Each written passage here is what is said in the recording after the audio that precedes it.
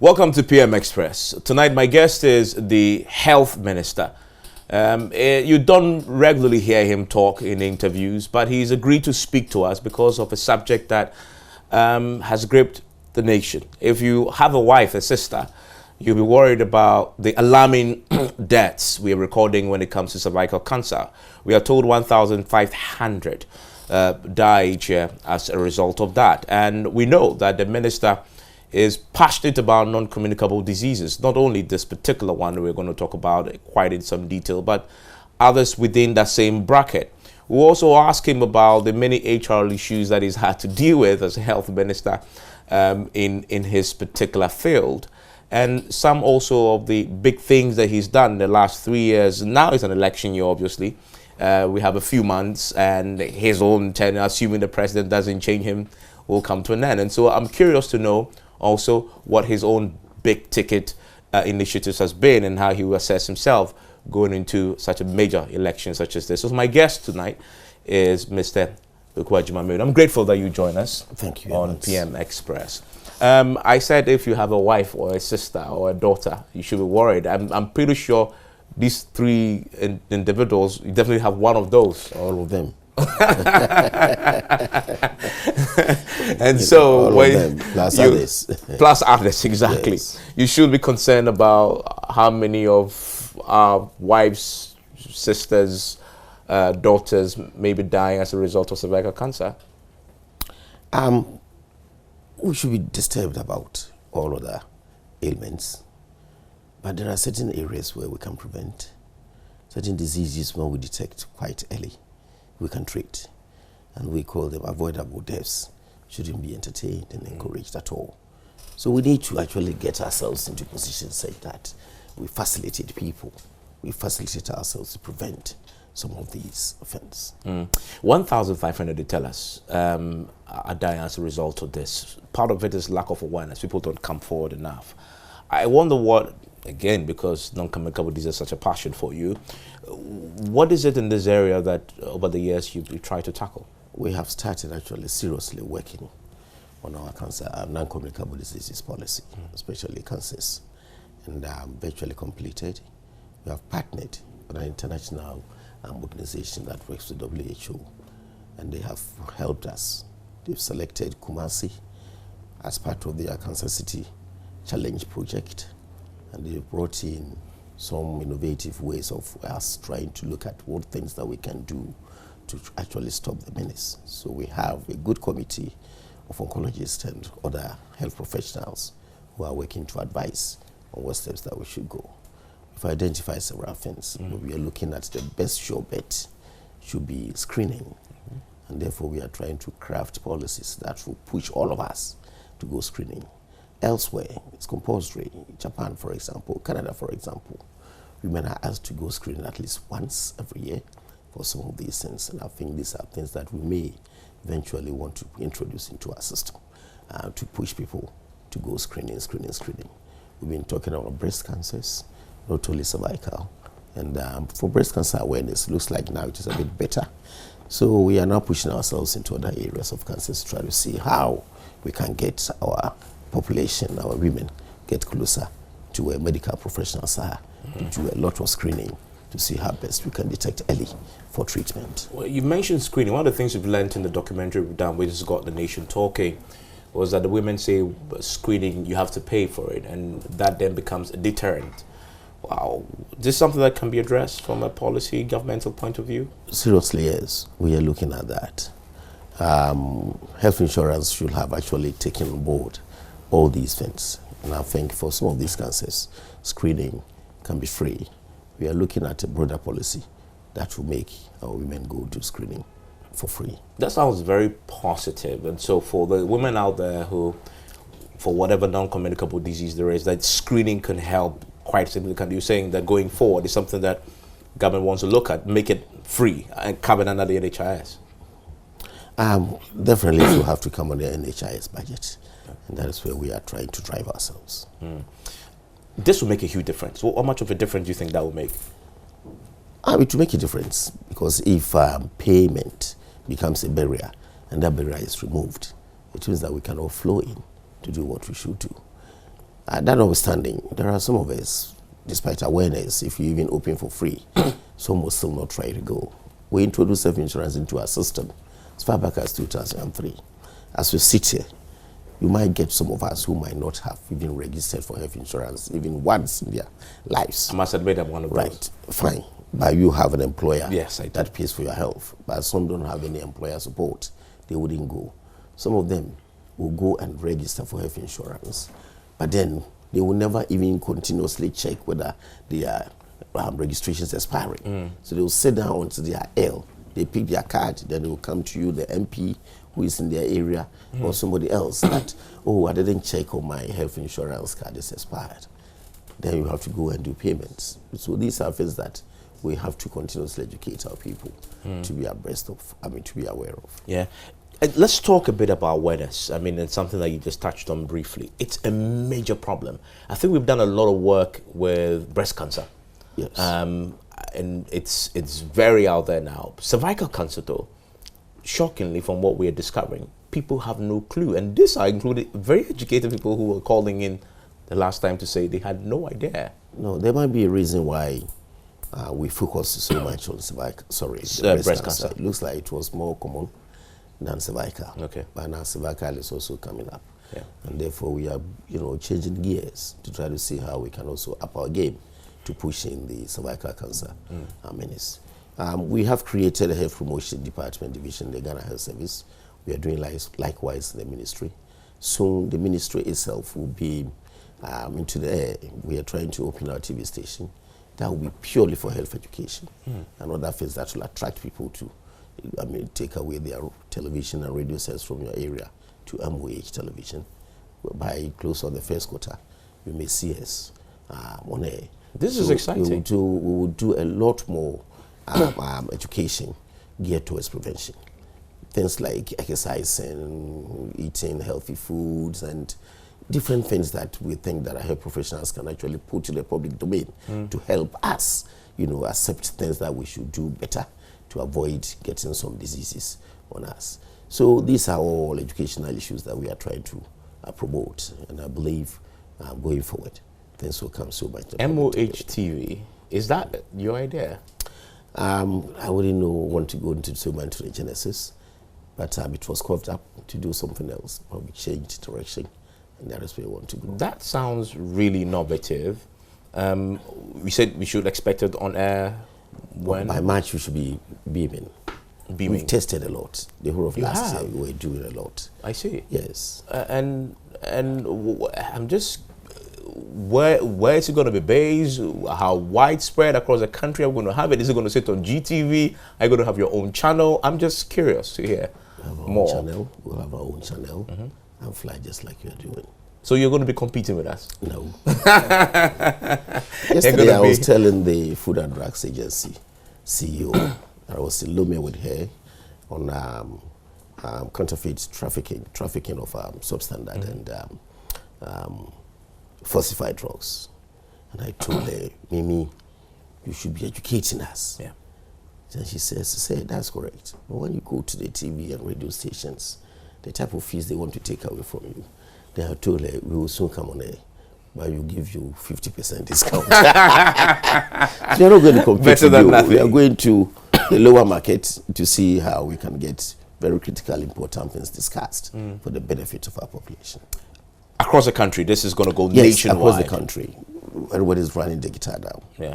So I believe that across the country, people now have digital sets, and therefore we can fly satellite television, and they will pick us. Can I bring my application for employment?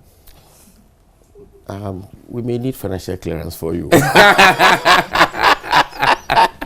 So we have to engage the finance minister to try to see if you can. I asked that jokingly, but to ask the serious question about how we funding this. That's going to be a challenge. We want to put it outside the public domain, and we are engaging with some young guys who will run the place, make money, and we share profits. Okay. That is the basis of which we're going to try to run, so that we don't encumber the exchequer with a lot more expenditure. Great initiative, because with the way we run and pay ourselves based on commercials. Exactly. If the content is good enough, you can get commercials on there. Exactly. That can pay you. That's a model you're going to use. That's the model we're going to use. We're going to try to give them some seed money for about 3 to 6 months to try to attract clientele. And when we get into money-making situation, we pull off, and then they will run. In the medium long term, you're looking at somebody who we can engage to probably take it over entirely away from the public sector, and then they will run and give us dividends. That is what we may want to do. Also, with cervical cancer, let's talk a bit more about the NHIS component. The experts tell us that when the women come to them, they realize that on paper, yes, NHIS should cover the treatment, but the difference between what NHIS pays and what you have to then pay yourself, pretty huge, and becomes a burden. Has that come to your attention? What is something that you intend to do about this? We are engaging in the NHIA. Last year, we increased tariffs by about 20%, and we are looking at selectively what we can do going forward with the policy to see if they can pick everything. I must also tell you that some of our treatments have become so expensive, probably more expensive than anybody can think about. And I told one of my advisors here that I'll soon have to call on medical professionals to sit somewhere quietly over a weekend to try to look at cost components in treatment of certain medications for us to see how genuine they are. And if there are things that we can do to massage to bring them down, we may want to do so to enable NHIA actually absorb some of these things. So they are all things that we want to use strategy to drive, and I believe going forward we can solve some of these challenges. Okay, so the plan going forward, just for clarity, is that as far as cervical cancer is concerned, you want to increase how much NHIS covers? We did some 20% increase. Okay. And we may eventually want to increase coverage depending on our actuals and where we stand as to sustainability of the incomes we are getting to NHIA and how much we are paying through our operations. If we are sustainable over a longer period, then we can broaden and probably even increase tariffs again to help professionals so that they also make some money to make the work they are doing more palatable for them. Okay. We've seen a campaign developing just yesterday. The second lady was on a television aggressively campaigning for cervical cancer to become top on the agenda going forward. You are the health minister, and already this is on your plate. I don't have to ask you that you're definitely going to be part of this campaign going forward. You are already part of the campaign. I have people I call domestic development partners in health. They contribute. We partner them to do advocacy and a lot of things. So if you see one of them coming out with such an initiative, you just don't throw away. We have been utilizing the First Lady, the Second Lady in some of our campaigns and our advocacy programs and things like that. So they are our partners, and we have to join with them. We have civil society groupings and NGOs that we partner with to do several things in health. We even have a coalition of NGOs in health that we partner to do a lot of things, not only in cancer, cervical or breast, but several other things that they help us do. We partner them. On non-communicable diseases that you've been fighting in the last 3 years as a passion, what are your own objectives when you take on the issue?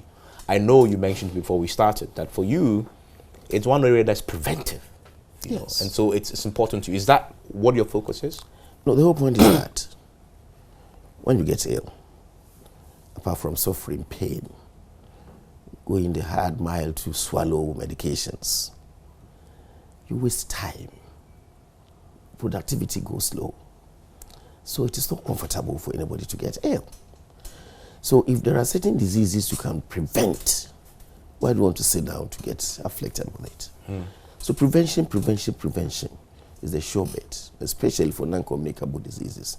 Even now, some communicable diseases, waterborne diseases, we are preventing. You see, when we are expanding coverage of potable water in our system, waterborne diseases seems to be going down now. So that for me is also a prevention mechanism. So things that you can do to stop people getting ill, you stop them. If we sit back and look at our health accounts, I don't have numbers available now, and we tell you how much expenditure we put into health in a year, you'll have wished that nobody in the country gets ill, such that we can use that money to do something else, probably educate our children or do something different, even entertain ourselves so that we don't get ill further. You know, so prevention is a sure bet.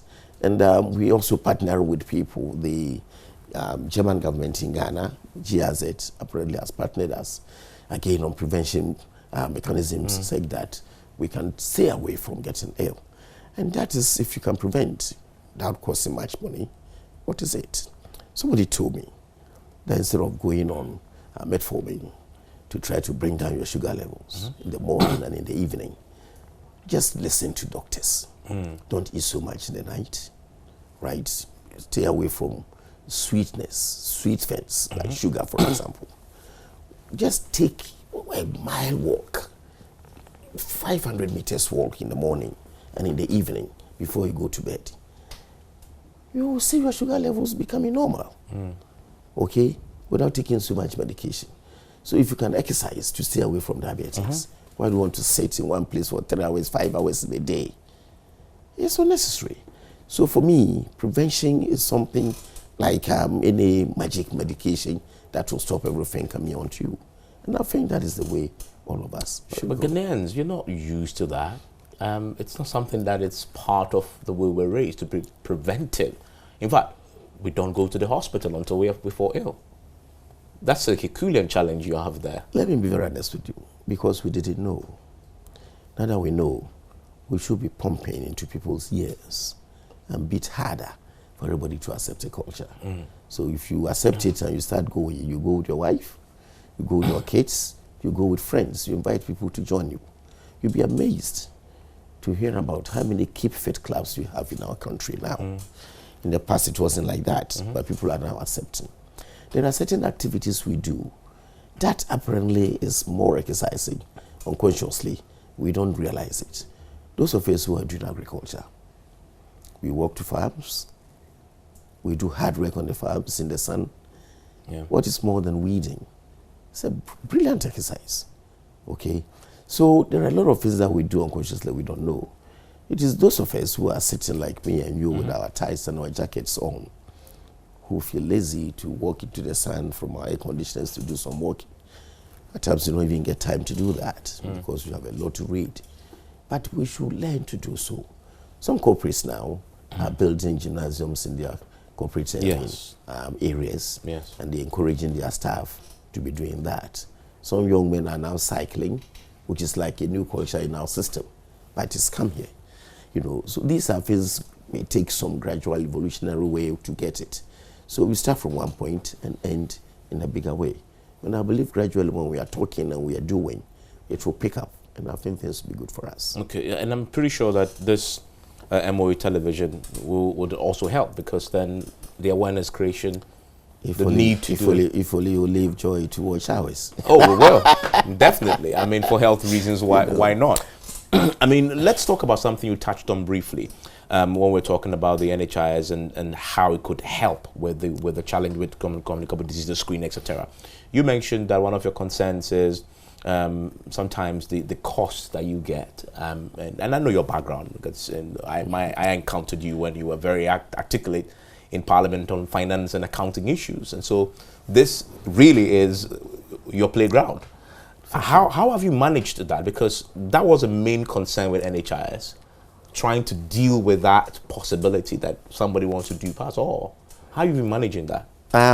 We have introduced some innovative things we are doing in NHIA now. We're doing e-renewal.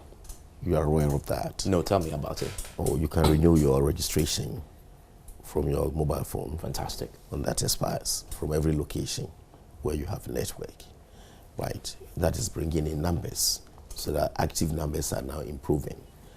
Again, we're doing e-receipting. E-receipting will mean that we are doing, those who are paying premiums to us, we are receipting electronically, so that we are doing introducing some accountability tool into the system. That is also yielding positive results. Again, we have introduced systems that are doing electronic vetting, so it is improving on the type of claim submission from the facilities to us, And our vetting systems are getting improved so that we're reducing the type of expenditures that we're incurring in the past. We're getting a lot of fraudulent claims and things like that. We are trying to weed all of these out. So coming now, we are seeing reduced monthly expenditures on reimbursements. And I believe if you're able to actually complete exercises that we are doing to get that thing sitting very efficiently, that will bring down our cost of operations. And that can help us with the revenues that we are getting to expand coverage, to increase the type of diseases we want us to put in, and to actually up our tariffs a little bit to support the facilities that are providing service for us. It's interesting that get this feedback you're giving about all the measures you've introduced, especially reduce the claims that you're getting. Do we know percentages, how far has it dropped? Well, I've said several occasions with media people that when I don't have prepared documentation, I don't talk numbers. Okay, but I just want to be sure. But general, but we the know improvement is that what we are even doing now with the introduction of what we call the e-health system, we anticipated that our claims will come down by close to about 30%. Okay. Because we're seeing double claims and fraudulent things all across. And our anticipation is that eventually when we're able to spread across our e-health system across the country very efficiently, we are anticipating to bring down health insurance claims by about 30%. Are we also looking to prosecute people who tend to do that? That has already started. Yeah. You know, we are waiting for the Attorney General's office to give us a green light to enable health insurance prosecute itself. Yourself? Yes. And then that will speed up our processes for us. That is bold. You know, in Ghana, we are afraid of prosecution. I mean, you're going to take on this task yourself. I'm glad we are talking about this, but health insurance is an organization that is situated, position itself such that it can hire lawyers that can help us do the prosecutions in a more efficient You were really introducing and bringing your background into this field. No, that has always been there. I see your footprints all over this. True. That has always been there. Only that you have to augment the speed with which we are moving. But you don't know when this is going to start. That this phase where you can call your own prosecution. I won't be able to give the exact dates, but I'm anticipating that in course of this year, we may probably see 1 or 2 prosecutions by ourselves. Happy with the scheme where it is so far, where you've taken it from 2017 to 2020? I have very mixed feelings. I was getting very enthused sometime last year when the numbers that I was seeing about reimbursement arrears was reducing and it went so down. You know, getting close to December, I was telling the president that if what he himself and me and the finance minister sat down to agree on, if we could get funds to move, right, by close to the year, providers wouldn't complain about arrears at all. Unfortunately, the finance ministry has got challenges all the time. We couldn't get what we were supposed to be given, and therefore we were halted somewhat. And that is what made me fall back, with my enthusiasm going down a bit. But this year, I'm very optimistic that we're going to do better than Are you talking about last year? Claims repayment? The claims repayments, So I'm thinking, we wanted to come online. If you're able to do claims up to the point of only 3 months arrears, we are online because the law allows us to do that. But we inherited close about 12 months. Now we have our 6 months in arrears effectively. And I think it is good, but it's not up to the point where my president will be satisfied with. He's pushing us. And I believe by close of this year, we might move closer to where he wants us to be. Which is a 3 months arrears. Exactly. So you're at 6 months. You have to clear 3 months and then you're there. Exactly. Last year, I think the last reporting that we got from the president, I think you paid up until June?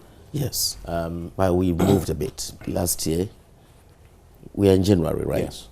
I think we are still there around that time because the monies we expected in December couldn't hit health insurance. Have they started knocking your door? Definitely. Again, there are inefficiencies. I will call them programmatic. In some areas, you will come across some providers who have been being paid for a very long time, isolated cases. Then you try to find out what is happening. Some providers are not giving us very efficient numbers in terms of their claims, so it makes their work a bit difficult for us to actually move on. Some also delay their claims, submissions, and things like that. So you might see isolated cases where people will say, I've been paid for about a year, I've been paid for about 2 years. But when we get such cases, we investigate quickly to try to address those situations. And I believe we are improving on efficiency, and going forward, things will improve. What about registration? One of the key things that we use to measure is, are people signing up in the numbers that you expected? Now it's getting better. You know, we inherited 2017 massive arrears, and it was like health insurance was gone. So people's enthusiasm to go registering for health insurance actually was down. So in 2017, 2018, the numbers were like reducing a bit from active membership. Now we've moved up again. So we inherited close to 37. We came down to about 36, 35 point something percent of the population. Now we're close to about close to 40%. And I believe going forward with the innovative technology we've introduced with registration and renewals, I believe that we can move even further in course of Do you see that as people's faith in Not the system? necessarily that. Let me explain again. In the law, all of us should register. But like you rightly said, those of us who are employed and we have employers' health benefits, we don't bother going to register. And we are part of the population. So if you count those of us on some payrolls that are giving us health support, or the banks, the radio stations and TV stations, private sector, good ones, right? Those type of population, if you take away, you will never hit 100% that you want to do. You will never hit 80% that you want to do, right? When you go into rural areas, the farmers, some of them don't care so much about it. The concept of insurance isn't so, how do I call it, popular with them. So some of them you may have to go educating and talking and doing campaigns and things like that. These are some of the challenges that we have. But I believe that now that claims are getting better and people are getting real benefits out of it, enthusiasm will come back and will continue to fly. Final one on this. So how do you respond when you hear your critics? NHIS was a big matter. Yes. Before 20. Now you're in the election year again. And they criticize you and say, well, it was one of your big promises to fix all the problems. It hasn't been fixed. You still owe 6 months arrears. We told you they can't do it. We can do it when we come back. You are an astute politician as well as you're a minister. What do you say to these criticisms when you get it, when you hear it? They're not the best things in what they want to hear.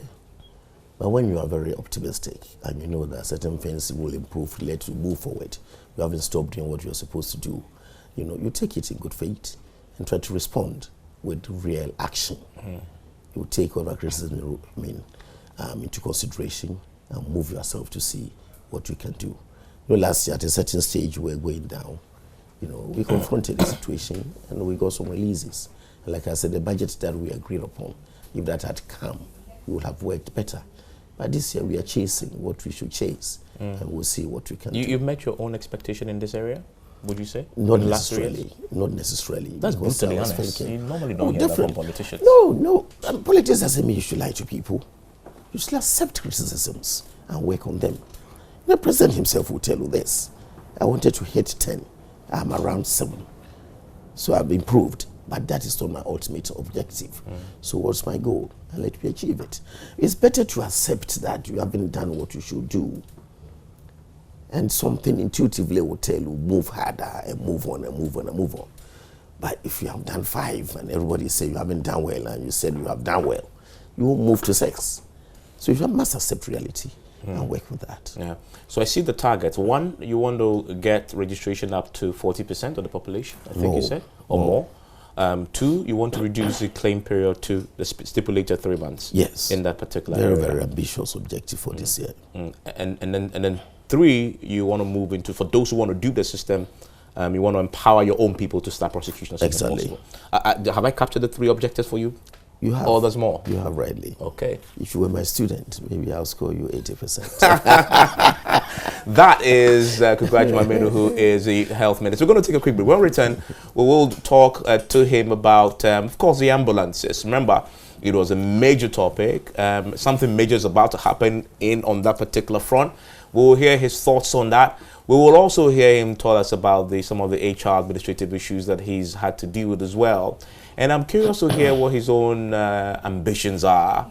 He's talked about NHIS, but as far as the health sector generally is concerned going forward, what are some of the things you want to see yet? What is his legacy? I'm curious to know. He's been here almost 4 years now. Stay with us here on PMS. We won't return more from the health minister.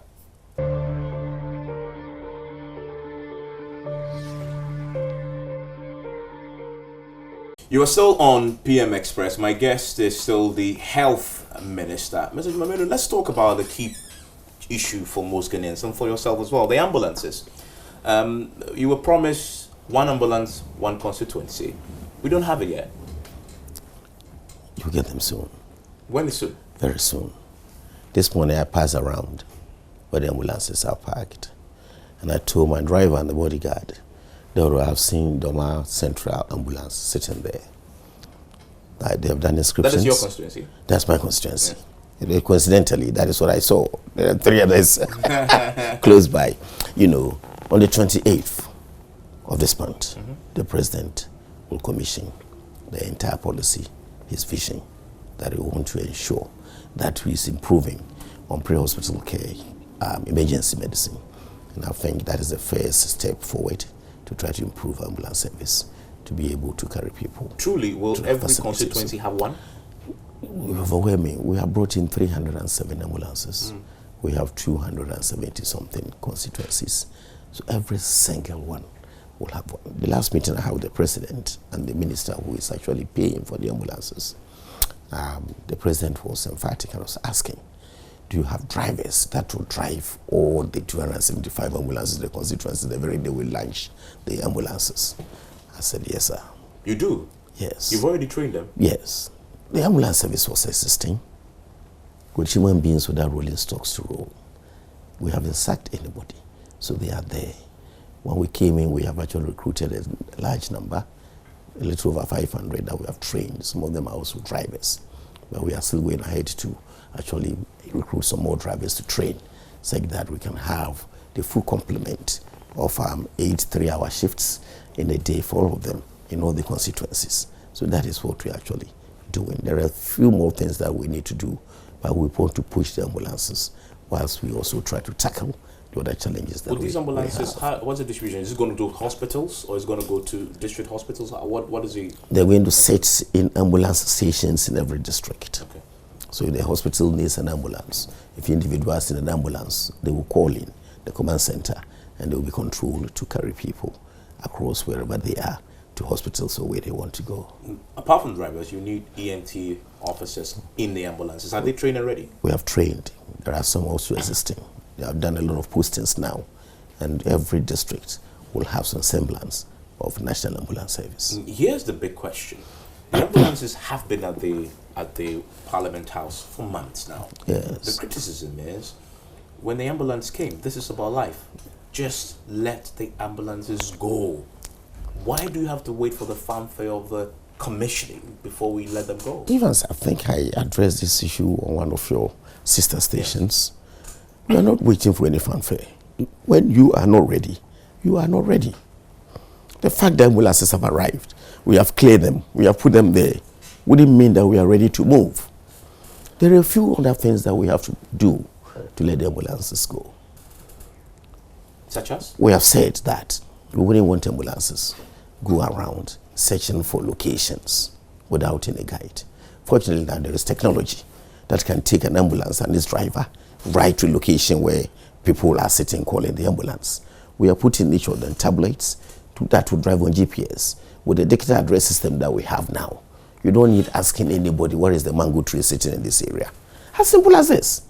That we needed the ambulances first to put them in because that is an extra accessory we're going to put in the vehicle. We want to track where the ambulances will be.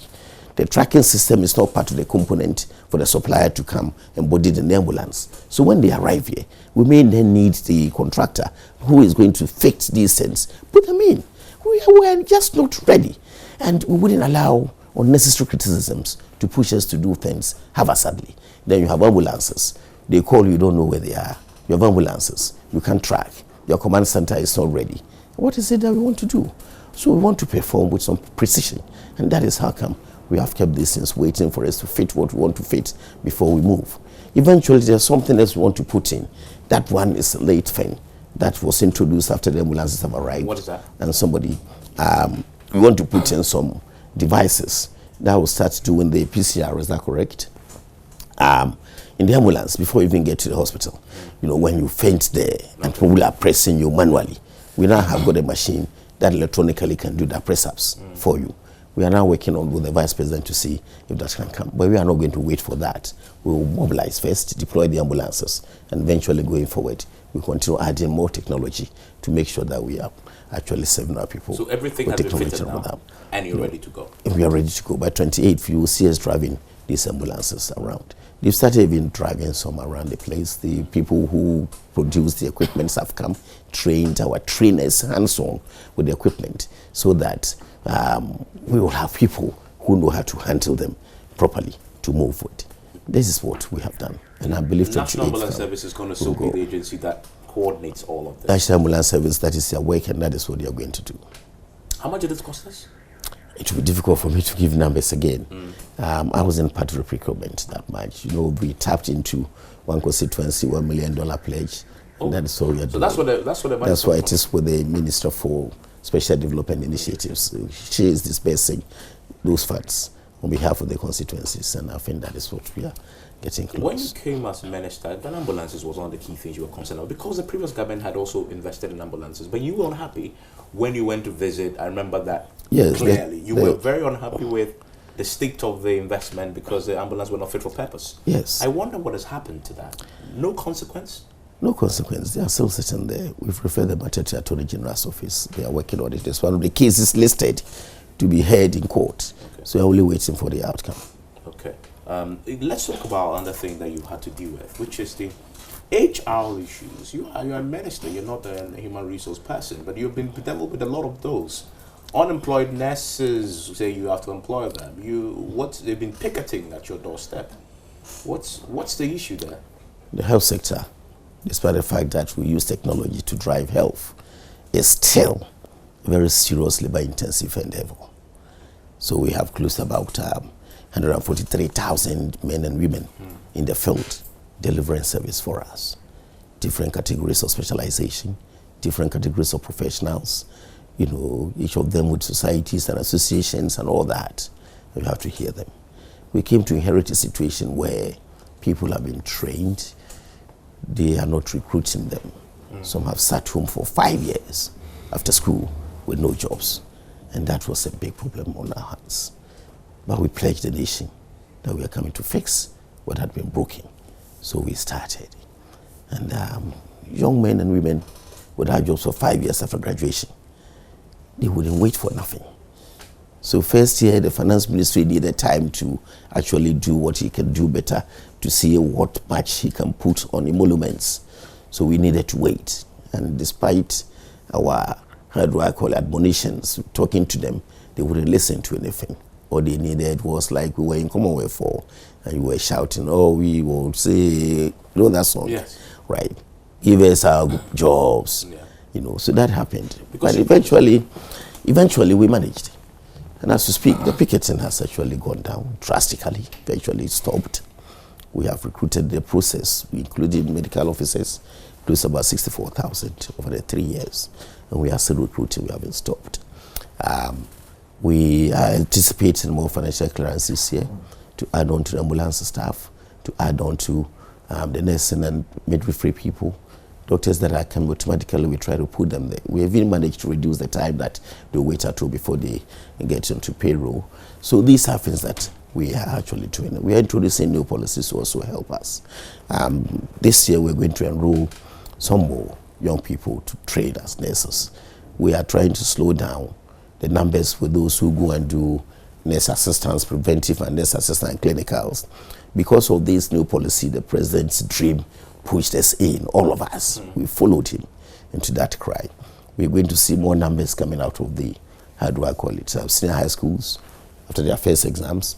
And we are trying to see, now we want to allow some of the training colleges to upgrade their courses to award degrees, such that we can have more spaces.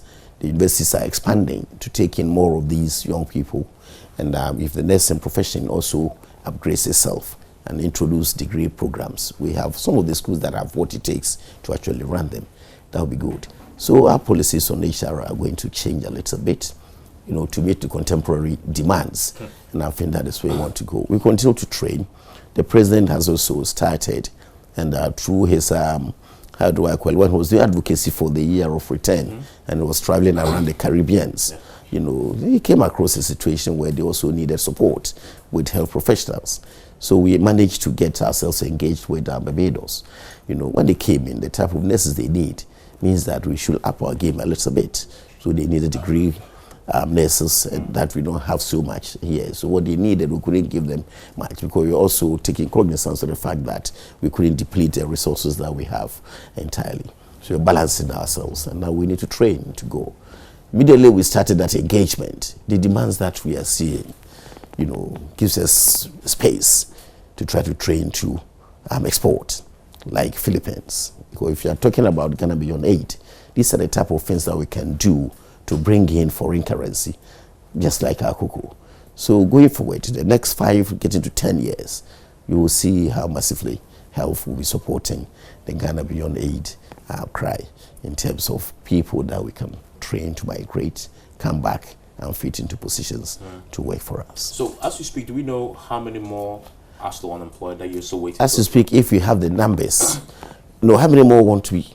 I mean, how many more are still unemployed and still knocking on your door that you still have to settle? Now, as you speak, we have 2017 nurses who came out with practicing certificates.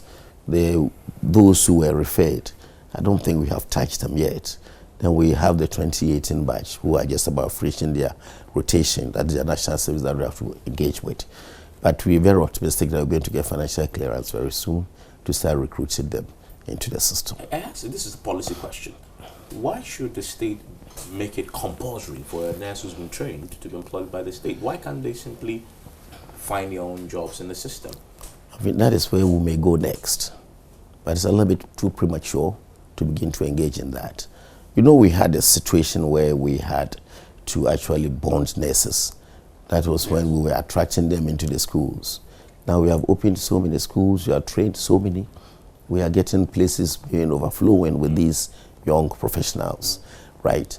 So now we are looking at why do we continue to do this?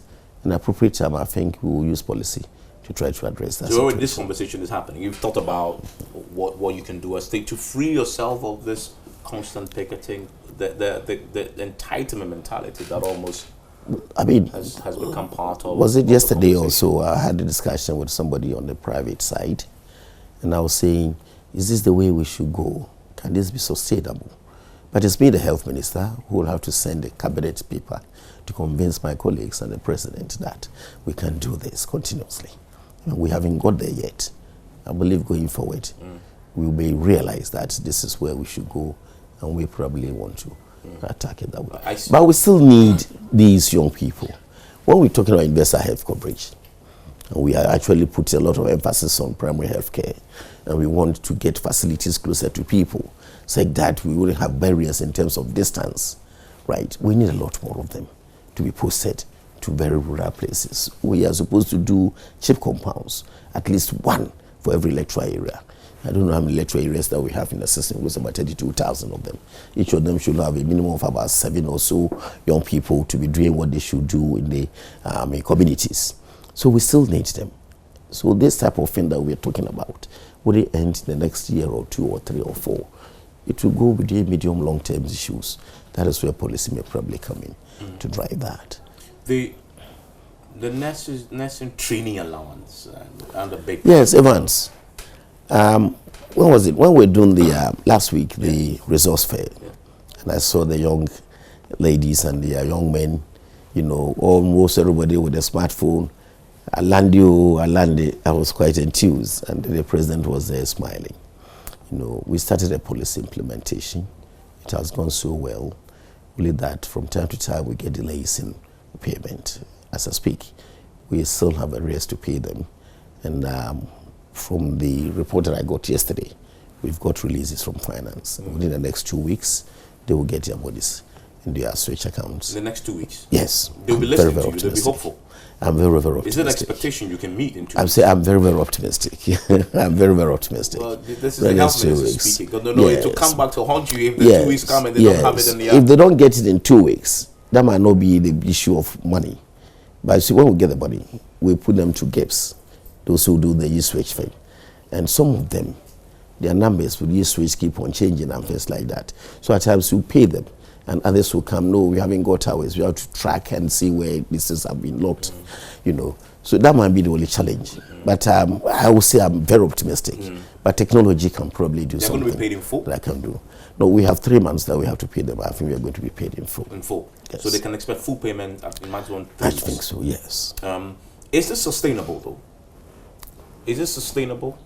I mean, continue making these payments the way you have? That will depend on the general performance of our economy. Let me tell you something I came to meet. We pledged to reintroduce that allowance on a basis. We are talking about equity in our system. Next training fees at the college had risen up to 4,500. Was it a year? Yes. Now you take the 3 northern regions and Volta region. Per our household surveys, these are the most distressed poverty areas in our country. How many parents could pay to support children in those areas at 4,500 Ghana cedi to train as a nurse?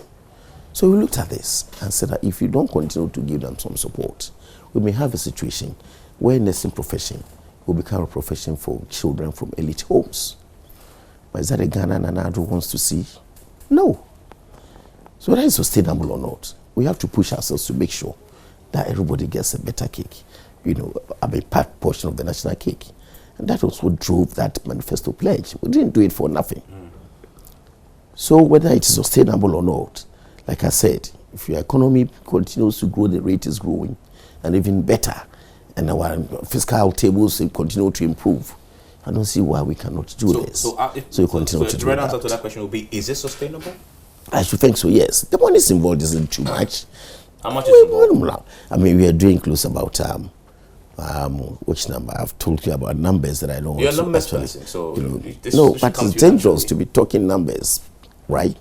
You don't get it right. There are several things that will churn into your head, and one has to be very careful about which numbers you are putting. I think you were going to mention. We are doing close about 71 million. For all the nursery trainings in the country. Yes. So it's not that huge, and I think this should be sustained. That's annually. You say annually. No. Depends on the numbers that we are also running on an annual basis, you know. So that's what I said. It's complex. I don't want to talk numbers, but the numbers that I will see, it's quite sustainable if our general economy actually improves. Okay. Finally, you've been here 3 years. This is your final year, both for you and the government. What would your own assessment of your legacy be? What would be the big ticket item you take and say, goodness, I've done this? I don't know what to say. You should know what to say. We have 44 different items on our manifesto that we have tracked to be done in health alone. As I speak, we have done close to about 85%. In health? In health. The promises that we gave. Tiny little ones and big ones as well. But we are introducing technology into health. And one big thing, if I'm able to actually advance sometime this year, will be the e-health system that we are introducing into the health facilities. We are now trying to fix Komfo Anokye and Korle Bu, and we'll do the other teaching hospitals and the environs. The e-health system is a computerized system that runs the operations of the hospital. So that will be paperless within one facility.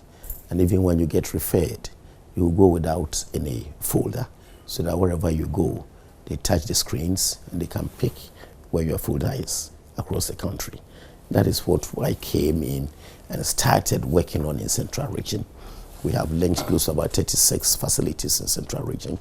They talk to each other online, so that whilst you are in Solpong and you are referred to Cape Coast, you just go to Cape Coast. So that's your pilot? With your card.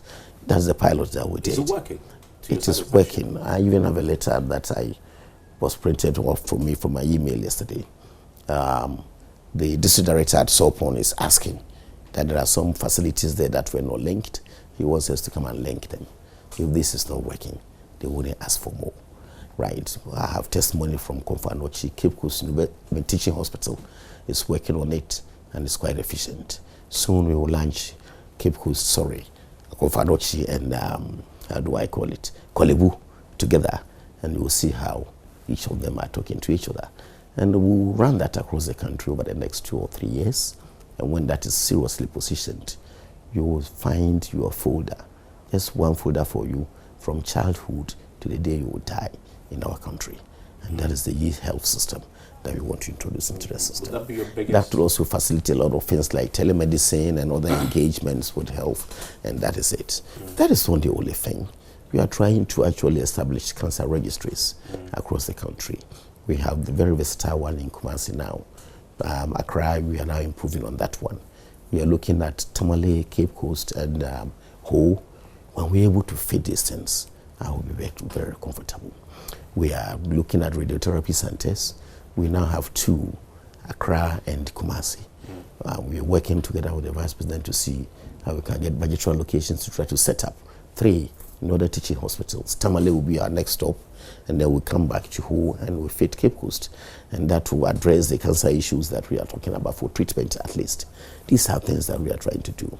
Soon, the President will come and do the sword cutting for the 40-year-old maternity block at Konfanochi. That was started and never got done. You ran some very bad documentary on that. First lady to help right. us. We have done all arrangements now. A contractor has been selected. Money has been found.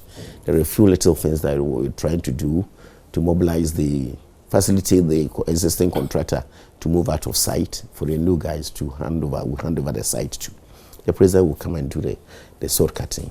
It won't go beyond middle of February. It depends on the President's time. We'll get it done. And that will come on. Then the work will start in earnest. Work will start in earnest. And they won't stop. They'll continue to complete it in about 24 months. These are some of the things that I believe when I leave here and go and sit at home and look at it, I'll be more comfortable. But more so, we do what we call evaluations and assessment of the health sector from time to time. What I want to see is that the report that will come after I've been here for 3 years, I want to see a better health system than what I came to inherit. But I believe that is what will come out. Talking about going home, are you still contesting for your position? Oh yes, I'm still contesting. You're going to go to a primary? To go back to Parliament. You go to the primary? I'm going for primaries. I thought you'd be taking a bow like your good friend Nanko Tose, who told me just last week that he's tired. He doesn't want to do this anymore. Kwame has done more parliamentary terms than me. Yes, yes. And I want to try another one. Okay. And maybe another one. And maybe another one. You see, politics is like, let me use the harsh example. Those who indulge in smuggling. Yes. Not until you're arrested. Your appetite to stop is very low. So your appetite to stop is absolutely low on this one. It must be going well for you then. If you have somebody give me a good run for your money in the primary. Yes, I always had one man who's been contesting. He's coming up again. He's coming up again, so I hear. So I'll be able to know whether he's coming or not by 20th of February. Yes. When we have closed nominations. Have you picked your forms yet? No, not yet. It's too early. But you will? Oh, definitely. My young men were calling me yesterday, and they said, "Oh, don't come. We will go and do the form picking for you. But I will need to go that day and sign the signature before we submit." But I'm in the game again, and to see how best I can. You're obviously going to say you're winning the primary and obviously winning the elections on December 7th. I don't have to ask you that because that's what you say. But for the president and your party, what's your confidence level? The president and the party, what's your confidence level? Ghanaians don't have an option. With Nana Addo, it's a done deal. You wouldn't you vote for him? Well, I vote secret. Let me tell you, a president who never sleeps. Ghanaians haven't seen one yet. He's all over the place. Okay? The type of things that this man has done in the country. Very bold initiative. Let us train all our children. Let every single child walk through the 4 walls of a senior high school. We're all skeptics. We can do it. It's not sustainable. The typical language from journalists and diplomats. It's not sustainable. But look at where we are with it. When you go into the communities where people were not going to school, and I come from a very rural area. My constituency is not very rural though. If I tell you where I started school, primary school, on the border with Doma and Sefi, a small village they call Krakrum, Methodist Primary. That is where I did my lower primary. before my father parents moved into Domahinkro, which is a bigger place to do my upper primary. Right. When you go and see children there, it took us a very long time to see people from that area come into secondary school in Domahinkro. Those days there was only one secondary school in the whole Doma area. Okay? Why couldn't they come? Parents couldn't pay. Even me. If I tell you my background and how I managed to move up, it's a miracle. My mom had nothing. Okay? But I managed. Till Form 3 that I got scholarship. My father asked me to stop school at Form 2's log back. My uncle supported. I went in. Then I got a scholarship. But then I couldn't have been here. And there are children like that, several. Even now, those of us who have kids in free school, the type of stories some of our children come home to tell us. Some of the young kids are contributing to support their friends with free school. Some of us MPs are still paying transportation money to some of the parents before their kids go to school to benefit from free school. But the good thing is that the type of food they're eating even there now is better than when we were paying school fees for our children. Because every child those days after first term, first year, come home a bit lean. Now go and see Junior in Presec. He comes and says, son, what is it? I said that we are eating better than previously. You know, so that is a commitment. And if you have a president who has this dream and a vision and is moving you this way, you want to vote against him for what purpose?